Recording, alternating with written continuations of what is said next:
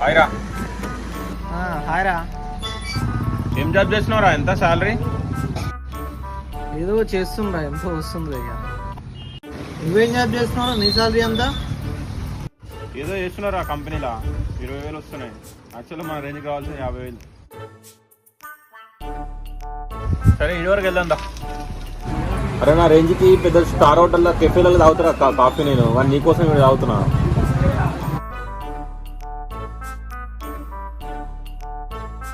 ఒకసారి నీ ఫోన్ ఇరా. ఎంతరా ఫోను? అరే నా రేంజ్కి 1 lakh ఐఫోన్ వాడాలి, కానీ ఏదో టైంపాస్కి వాడుతున్నారు ఆ ఫోను.